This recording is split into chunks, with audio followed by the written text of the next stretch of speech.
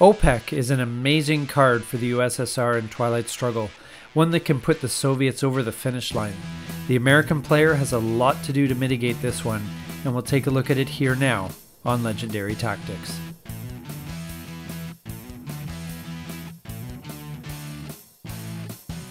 OPEC is a very strong card in general for the USSR.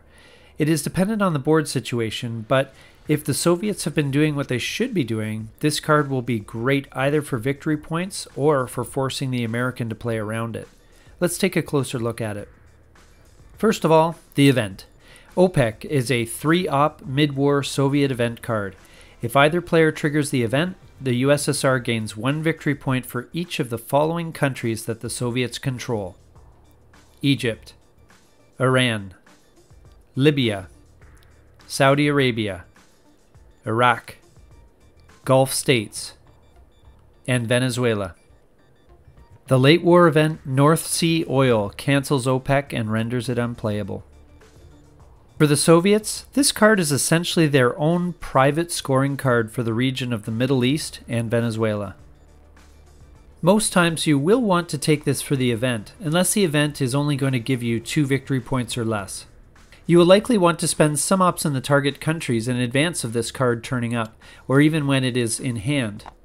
Luckily, most of those countries are going to be on your radar screen anyway.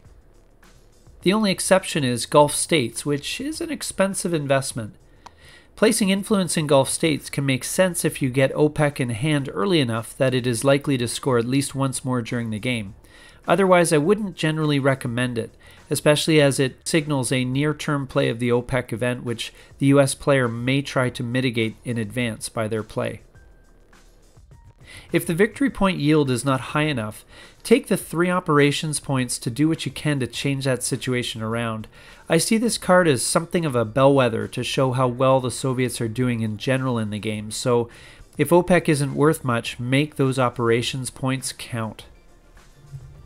For the US player, this card has high enough ops value that it can be safely sent to space. This is likely what you will do with it unless you're in the fortunate situation of being able to play it at minimal victory point cost, which in my books means 2 victory points or less. Depending on the board situation, you could potentially use 2 of the 3 operations points provided by the card to break control of one of the target countries affected by the OPEC event. It may not be ideal, as it may only mean that it ends up being a dead action round, and it usually means giving up some victory points as well, but I thought it worth mentioning. This is certainly a card that you will want to hang on to until after the turn 7 reshuffle, if at all possible. This card is not a start event, which means it can come back to bite you repeatedly. Do what you can to make sure that it doesn't happen, especially as this card is generally worth 3 victory points or more to the Soviets.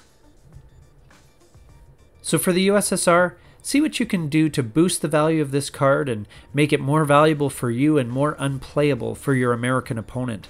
If you get 3 or more victory points from it, the event is worthwhile. Otherwise, take it for ops.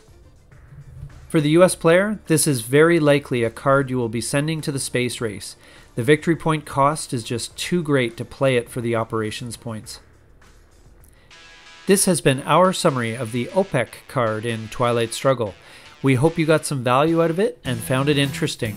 If you did, please take a moment to like, subscribe, and comment down below. Thanks for watching, and we'll see you next time here on Legendary Tactics.